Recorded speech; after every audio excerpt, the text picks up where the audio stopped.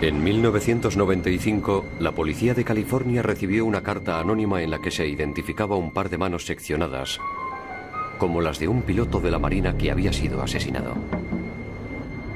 La carta describía el crimen con todo detalle. Los investigadores buscaban alguna pista sobre la identidad del autor de la carta y del asesino.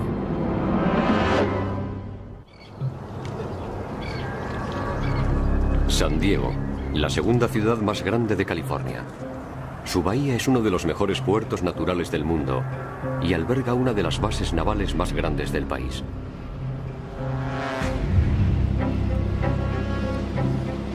En 1994, los trabajadores de la San Diego Fibers Corporation estaban seleccionando unos cartones para reciclarlos.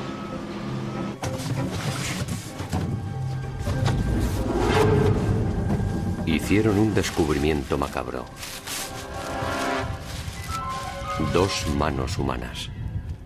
No estaba seguro de que aquello fuese legal. Me parecía un poco raro que hubiera 2 manos humanas en un contenedor. Buscamos pruebas como si se tratara de un homicidio normal con un cuerpo entero. Esto era algo diferente porque solo teníamos 2 manos. Los rayos X mostraron daños degenerativos en las articulaciones propios de un individuo de más de 60 años.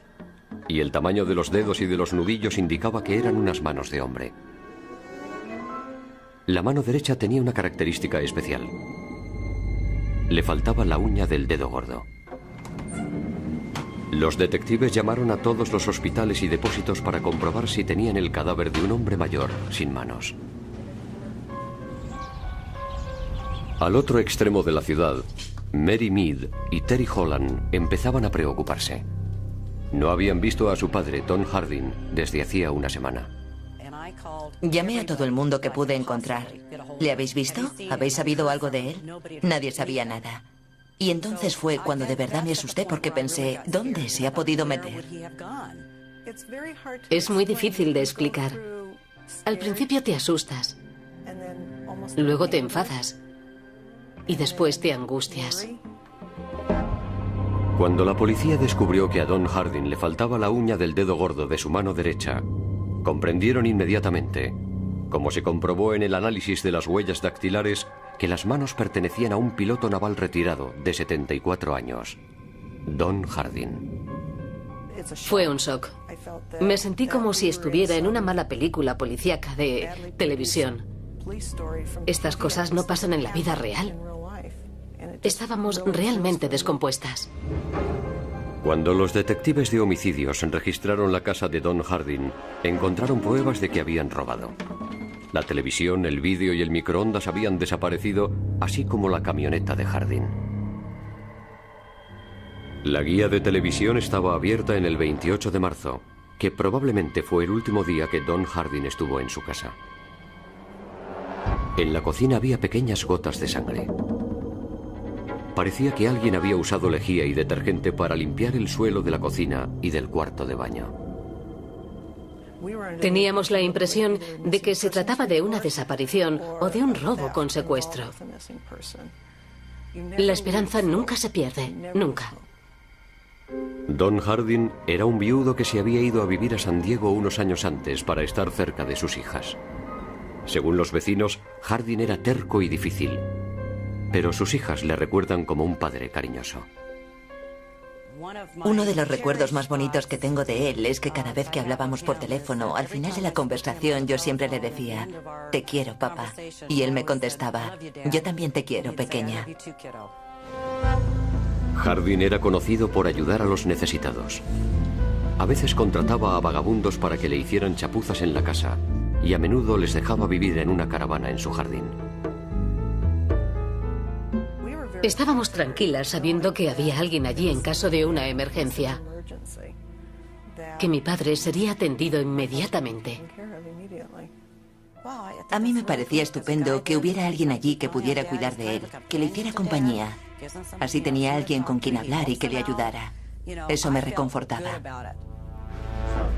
La policía inició la búsqueda de los objetos robados en casa de Harding.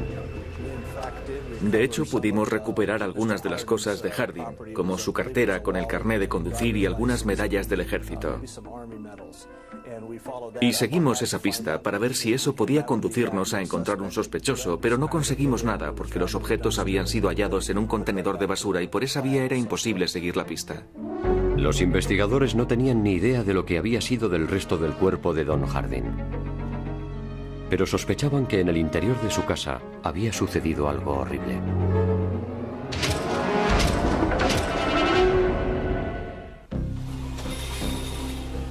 Un par de manos seccionadas aparecidas en una planta de reciclaje de San Diego fueron identificadas como las de Don Hardin, de 74 años, un piloto naval retirado. El registro de la casa de Hardin desveló pruebas de robo y violencia. Estábamos en la cocina y en el suelo había un polvo blanco muy fino, desigualmente repartido. Era obvio que alguien había utilizado algún producto para limpiar el suelo. Vimos que había sangre, manchas de sangre por toda la moqueta que iban desde la cocina, pasando por el salón y hasta el cuarto de baño. Detrás del cesto de ropa, los detectives encontraron una mancha de sangre y restos de piel humana en la salida de la calefacción. Para averiguar si la sangre había sido limpiada, los detectives utilizaron luminol, un producto químico que brilla al ponerse en contacto con el componente de hierro de la sangre, incluso después de haberla limpiado con agua y detergente. Rociar luminol en realidad no afecta a la sangre en sí misma, solo ayuda a encontrarla. No pone en peligro la prueba, solo sirve para localizar la prueba y para recrear lo que sucedió. Es conjetural, no es concluyente, pero es una técnica muy útil. Después de rociar el luminol, se apagan las luces y una cámara con película de alta sensibilidad capta las imágenes.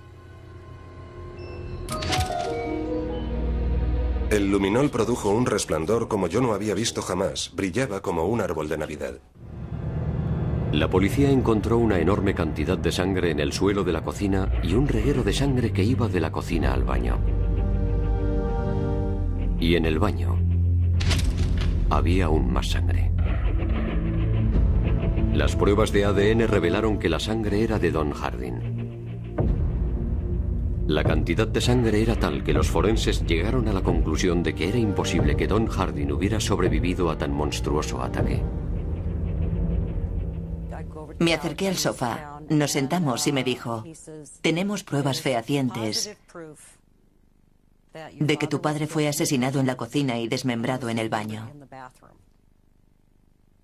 Y está muerto. Con toda seguridad, está muerto. Tardé bastante tiempo en asimilarlo. Cuesta mucho creerlo. Siempre te preguntas, ¿por qué? ¿Qué ha podido provocar una cosa así? Hardin llevaba una vida sencilla de jubilado, similar a la de otros retirados en San Diego. ¿Quién podía quererle muerto? ¿Y quién podía haber llegado al extremo de cometer semejante crimen? El día antes de su desaparición, los vecinos vieron a Don Hardin con uno de los vagabundos a los que permitía dormir en una caravana en el jardín. Se llamaba Dale Whitmer, un pordiosero de 41 años que estaba fichado por la policía como vagabundo y borracho, pero que carecía de antecedentes de violencia. Se dirigió al coche con algo envuelto en una tela y lo dejó en el asiento de atrás. Whitmer negó tener conocimiento del paradero de Don Hardin. Whitmer dijo que Hardin le había prestado su camioneta, pero que no le había vuelto a ver. Dijo que hacía años que trabajaba para Hardin esporádicamente y que consideraba al viejo como un padre, cosa que no compartían sus amigos y vecinos. Dale les había dicho a los vecinos que el viejo le molestaba, que le sacaba de quicio y que estaba harto de que el viejo siempre le estuviera pinchando, insultándole y ridiculizándole. Quiero que mire usted despacio esta fotografía. Durante el interrogatorio, la policía le enseñó a Whitmer una fotografía de las manos seccionadas.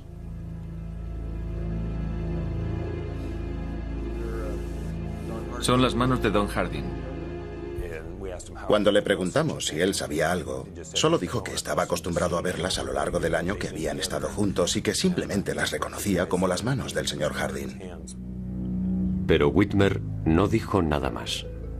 Cuando la policía le pidió que se sometiera al detector de mentiras, se negó.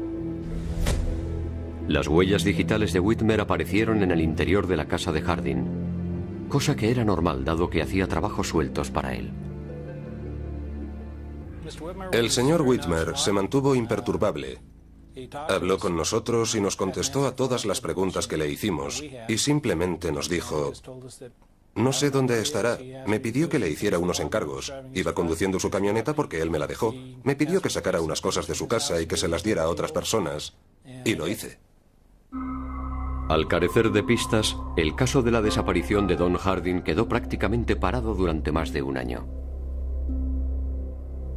Hasta un día en que la policía recibió una carta anónima que contenía detalles sobre el asesinato de Don Harding que no habían trascendido al público.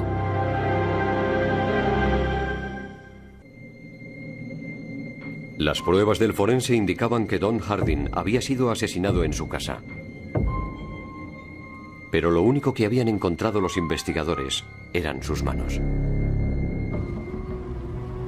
Después de más de un año de la desaparición de Don Harding, la policía recibió un soplo. Llegó una carta anónima a la comisaría central que contenía detalles sobre el asesinato de Don Harding. Cuando la leí, comprendí que el que había escrito la carta o proporcionado información para la carta sabía algo sobre el crimen. Había detalles en la carta que solo un sospechoso podía conocer. Recuperé la esperanza. El autor de la carta decía que su amigo Bob había identificado al asesino de Don Harding. Le asesinó Dale Whitmer. Dale odiaba al señor Harding, quien solía golpearle con un bastón si no trabajaba suficiente. Dale es un heroinómano que vivió en el jardín de la casa del señor Harding durante más o menos un año antes del crimen. Metió el cuerpo en la bañera, lo desmembró, metió los trozos en bolsas de basura y enterró las bolsas en distintos sitios del condado y de México. El hecho de que el cuerpo de Harding hubiera sido desmembrado en la bañera era la información que no se había hecho pública. La carta continuaba diciendo que Bob no iría a testificar contra Dale Whitmer.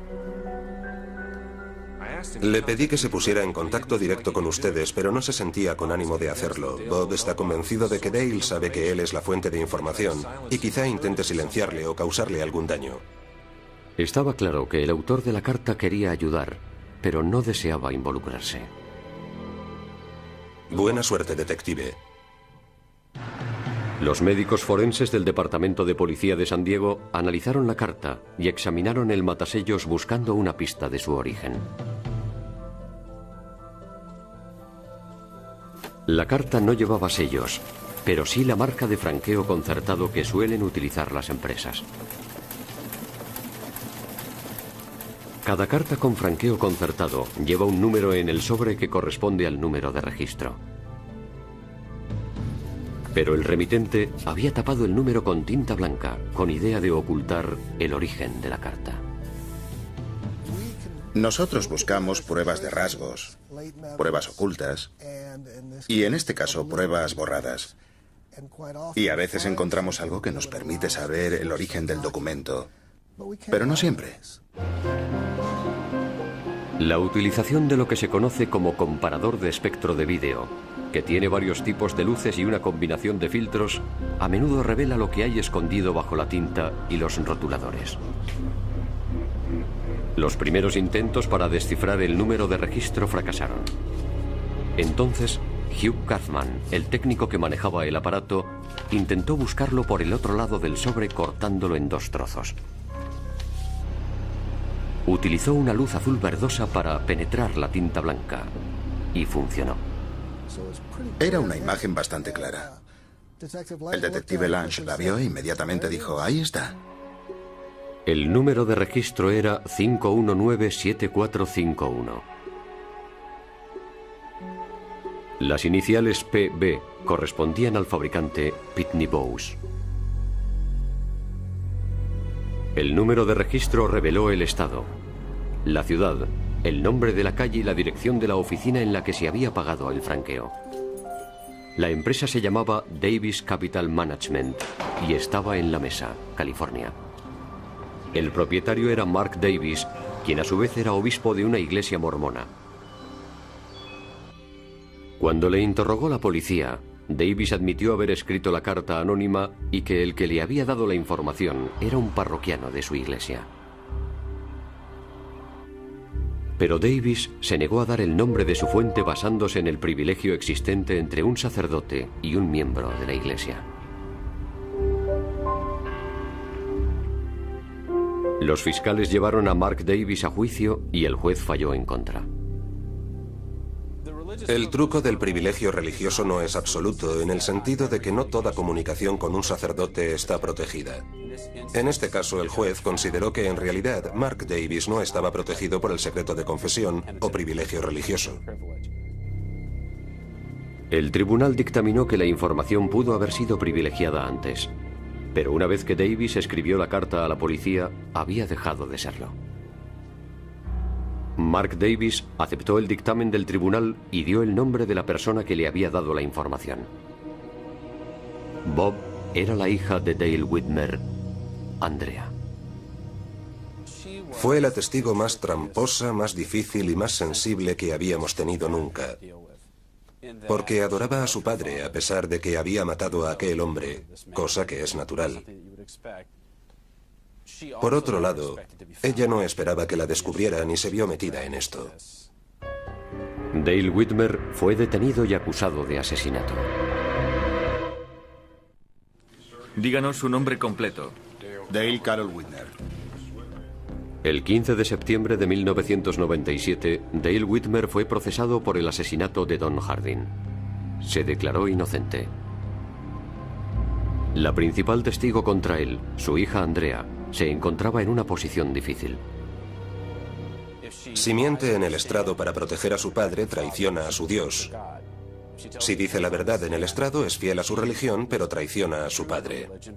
¿Por qué optaría usted si fuera Andrea Whitmer? Andrea Whitmer optó por decir la verdad y corroboró todo lo que Mark Davis había dicho en la carta.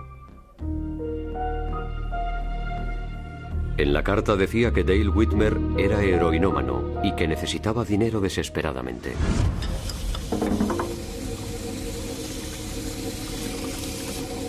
Los fiscales mantenían que el 24 de marzo de 1994, Dale Whitmer entró en la cocina de Don Hardin y le mató.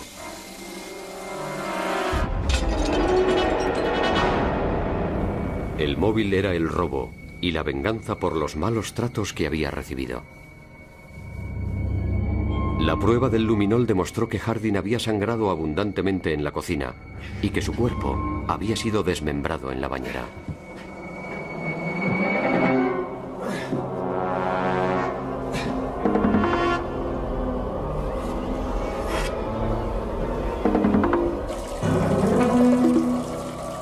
Se hallaron restos de sangre y de tejido humano detrás del cesto de la ropa en la rejilla de la calefacción.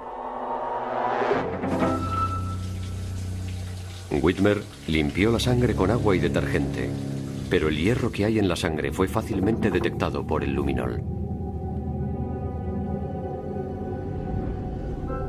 Whitmer se llevó la televisión, el vídeo y el microondas de Hardin y los vendió para comprar drogas. Poco a poco, Whitmer se deshizo de las distintas partes del cuerpo de Hardin en varios contenedores de San Diego y México.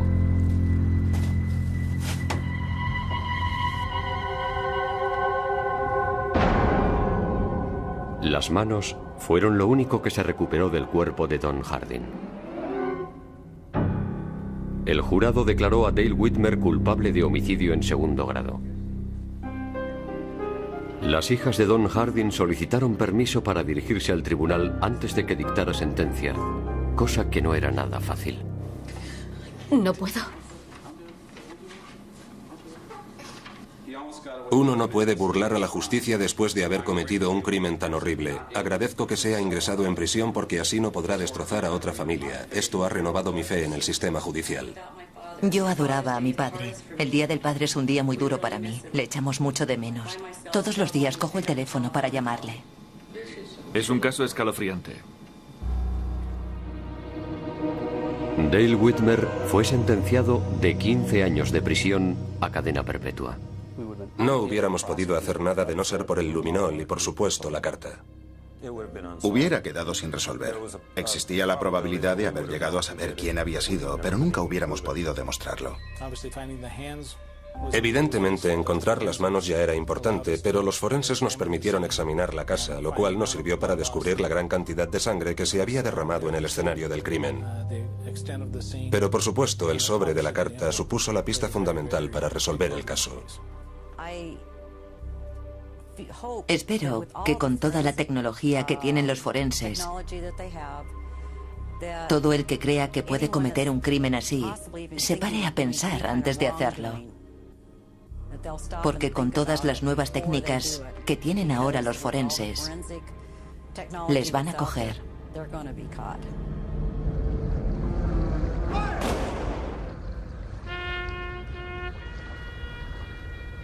Después del juicio, las manos de Don Harding fueron incineradas y las cenizas fueron arrojadas al mar por la Marina de los Estados Unidos frente a la costa de California.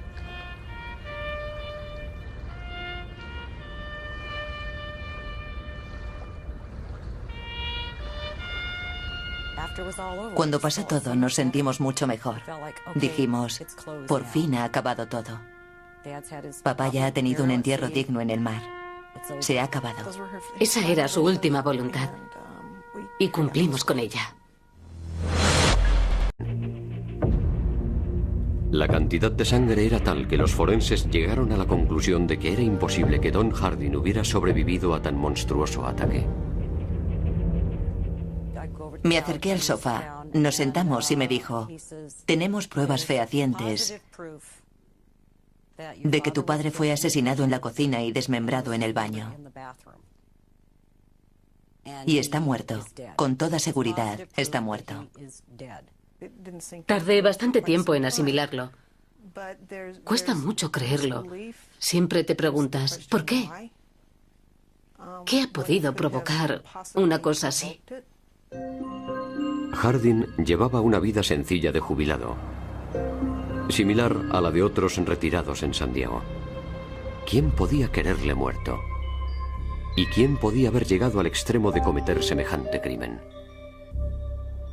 El día antes de su desaparición, los vecinos vieron a Don Harding con uno de los vagabundos a los que permitía dormir en una caravana en el jardín.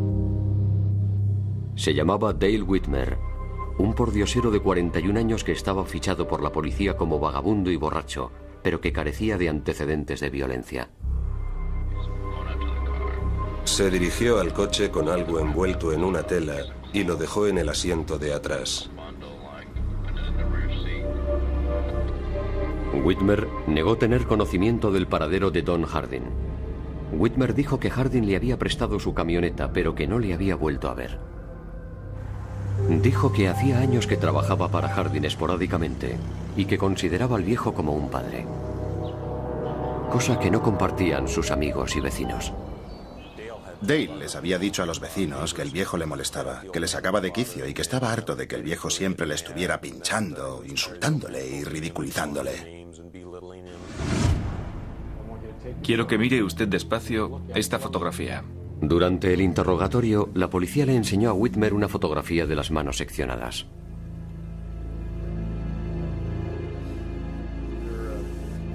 Son las manos de Don Harding. Cuando le preguntamos si él sabía algo, solo dijo que estaba acostumbrado a verlas a lo largo del año que habían estado juntos y que simplemente las reconocía como las manos del señor Harding. Pero Whitmer no dijo nada más. Cuando la policía le pidió que se sometiera al detector de mentiras, se negó. Las huellas digitales de Whitmer aparecieron en el interior de la casa de Harding, cosa que era normal dado que hacía trabajos sueltos para él. El señor Whitmer se mantuvo imperturbable. Habló con nosotros y nos contestó a todas las preguntas que le hicimos y simplemente nos dijo No sé dónde estará. Me pidió que le hiciera unos encargos. Iba conduciendo su camioneta porque él me la dejó. Me pidió que sacara unas cosas de su casa y que se las diera a otras personas. Y lo hice. Al carecer de pistas, el caso de la desaparición de Don Harding quedó prácticamente parado durante más de un año. Hasta un día en que la policía recibió una carta anónima que contenía detalles sobre el asesinato de Don Harding que no habían trascendido al público.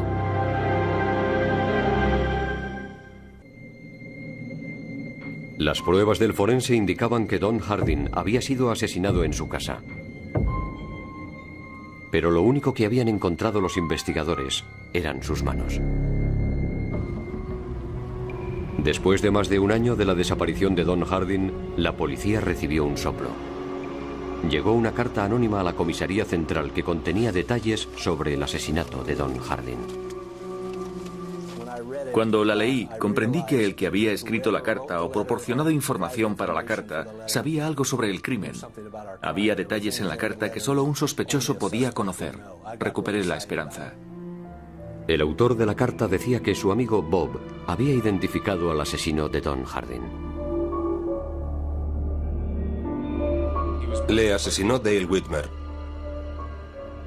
Dale odiaba al señor Harding, quien solía golpearle con un bastón si no trabajaba suficiente. Dale es un heroinómano que vivió en el jardín de la casa del señor Harding durante más o menos un año antes del crimen.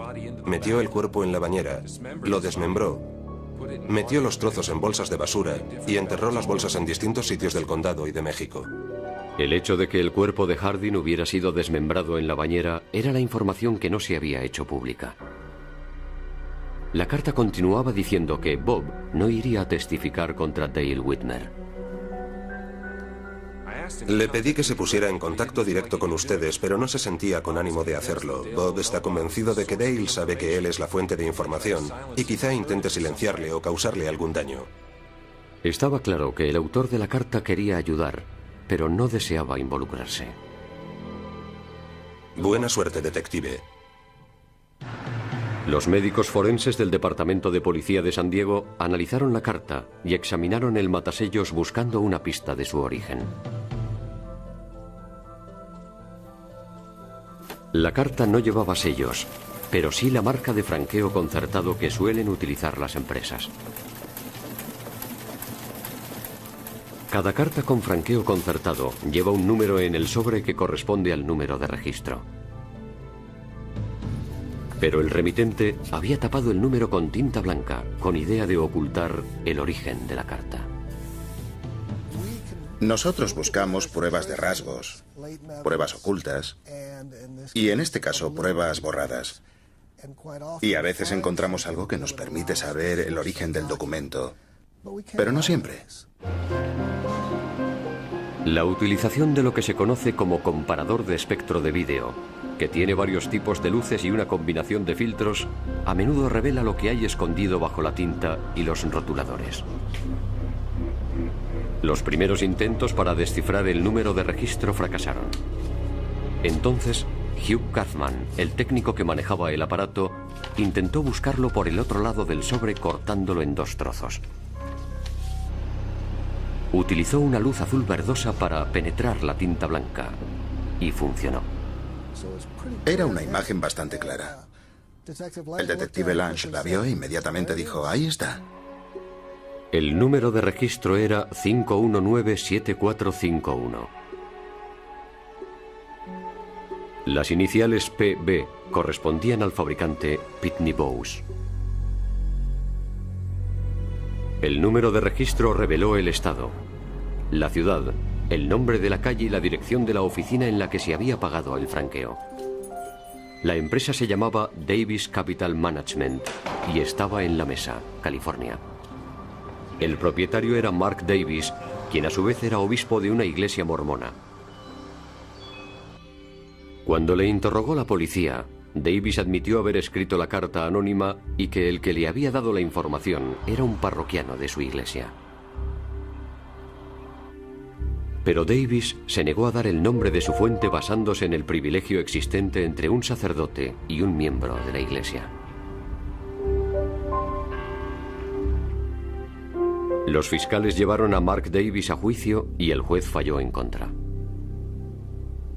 El truco del privilegio religioso no es absoluto, en el sentido de que no toda comunicación con un sacerdote está protegida. En este caso, el juez consideró que en realidad Mark Davis no estaba protegido por el secreto de confesión o privilegio religioso. El tribunal dictaminó que la información pudo haber sido privilegiada antes, pero una vez que Davis escribió la carta a la policía, había dejado de serlo. Mark Davis aceptó el dictamen del tribunal y dio el nombre de la persona que le había dado la información. Bob era la hija de Dale Whitmer, Andrea. Fue la testigo más tramposa, más difícil y más sensible que habíamos tenido nunca. Porque adoraba a su padre a pesar de que había matado a aquel hombre, cosa que es natural. Por otro lado, ella no esperaba que la descubrieran y se vio metida en esto. Dale Whitmer fue detenido y acusado de asesinato. Díganos su nombre completo. Dale Carroll Whitmer. El 15 de septiembre de 1997, Dale Whitmer fue procesado por el asesinato de Don Hardin. Se declaró inocente. La principal testigo contra él, su hija Andrea, se encontraba en una posición difícil. Si miente en el estrado para proteger a su padre, traiciona a su Dios. Si dice la verdad en el estrado, es fiel a su religión, pero traiciona a su padre. ¿Por qué optaría usted si fuera Andrea Whitmer? Andrea Whitmer optó por decir la verdad y corroboró todo lo que Mark Davis había dicho en la carta. En la carta decía que Dale Whitmer era heroinómano y que necesitaba dinero desesperadamente.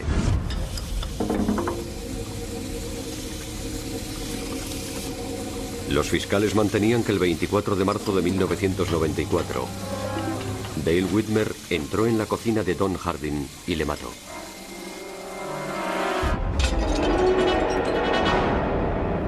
El móvil era el robo y la venganza por los malos tratos que había recibido. La prueba del luminol demostró que Hardin había sangrado abundantemente en la cocina y que su cuerpo había sido desmembrado en la bañera.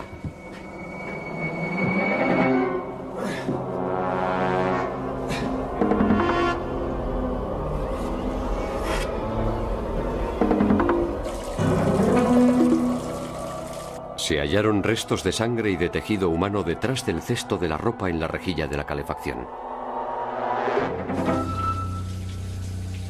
Whitmer limpió la sangre con agua y detergente, pero el hierro que hay en la sangre fue fácilmente detectado por el luminol. Whitmer se llevó la televisión, el vídeo y el microondas de Hardin y los vendió para comprar drogas. Don Hardin era un viudo que se había ido a vivir a San Diego unos años antes para estar cerca de sus hijas. Según los vecinos, Hardin era terco y difícil, pero sus hijas le recuerdan como un padre cariñoso. Uno de los recuerdos más bonitos que tengo de él es que cada vez que hablábamos por teléfono, al final de la conversación yo siempre le decía, "Te quiero, papá", y él me contestaba, "Yo también te quiero, pequeña". Hardin era conocido por ayudar a los necesitados. A veces contrataba a vagabundos para que le hicieran chapuzas en la casa y a menudo les dejaba vivir en una caravana en su jardín. Estábamos tranquilas sabiendo que había alguien allí en caso de una emergencia, que mi padre sería atendido inmediatamente. A mí me parecía estupendo que hubiera alguien allí que pudiera cuidar de él, que le hiciera compañía. Así tenía alguien con quien hablar y que le ayudara. Eso me reconfortaba. La policía inició la búsqueda de los objetos robados en casa de Hardin. De hecho, pudimos recuperar algunas de las cosas de Hardin, como su cartera con el carné de conducir y algunas medallas del ejército. Y seguimos esa pista para ver si eso podía conducirnos a encontrar un sospechoso, pero no conseguimos nada porque los objetos habían sido hallados en un contenedor de basura y por esa vía era imposible seguir la pista. Los investigadores no tenían ni idea de lo que había sido del resto del cuerpo de Don Hardin, pero sospechaban que en el interior de su casa había sucedido algo horrible.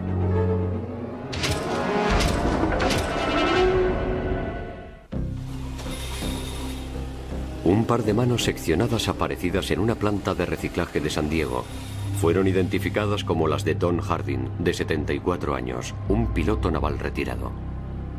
El registro de la casa de Hardin desveló pruebas de robo y violencia. Estábamos en la cocina y en el suelo había un polvo blanco muy fino, desigualmente repartido. Era obvio que alguien había utilizado algún producto para limpiar el suelo.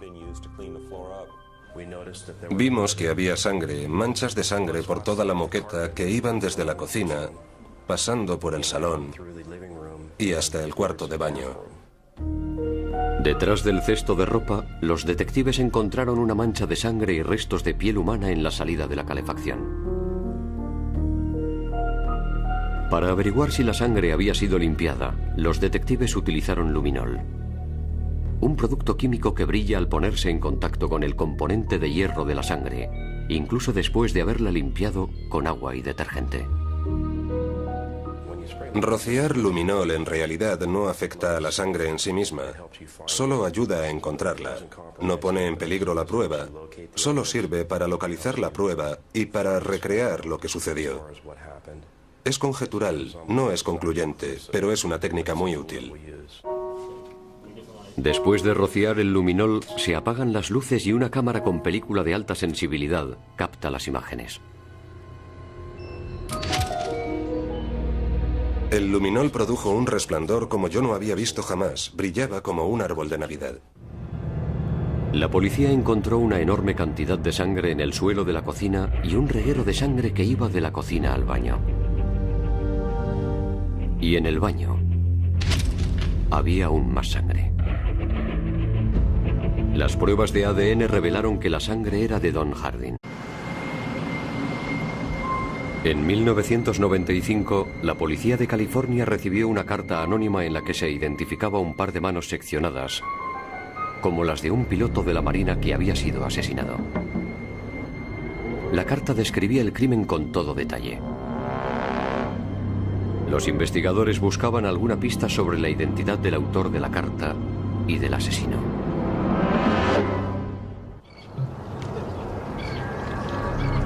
San Diego, la segunda ciudad más grande de California.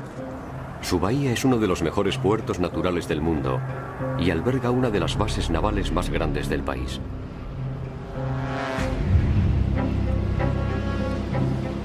En 1994, los trabajadores de la San Diego Fibers Corporation estaban seleccionando unos cartones para reciclarlos.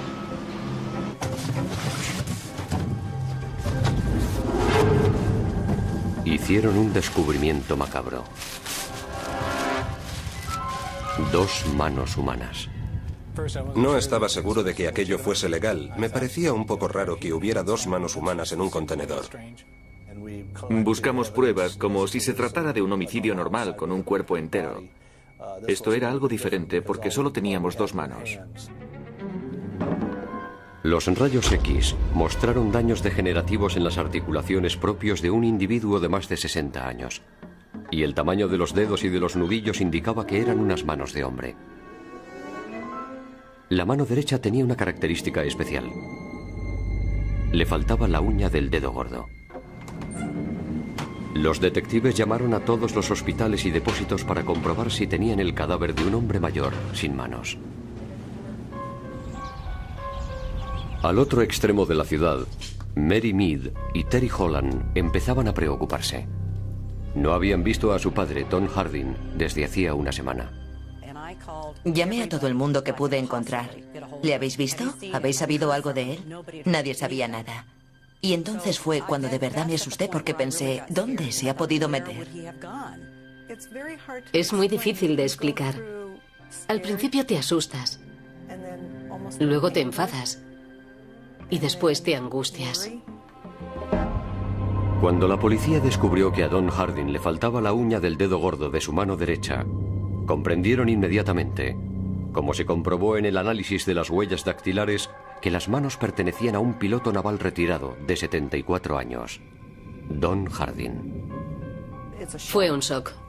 Me sentí como si estuviera en una mala película policíaca de televisión.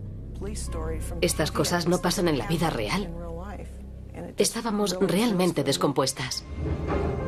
Cuando los detectives de homicidios registraron la casa de Don Hardin, encontraron pruebas de que habían robado. La televisión, el vídeo y el microondas habían desaparecido, así como la camioneta de Hardin. La guía de televisión estaba abierta en el 28 de marzo, que probablemente fue el último día que Don Hardin estuvo en su casa. En la cocina había pequeñas gotas de sangre. Parecía que alguien había usado lejía y detergente para limpiar el suelo de la cocina y del cuarto de baño. Teníamos la impresión de que se trataba de una desaparición o de un robo con secuestro. La esperanza nunca se pierde, nunca.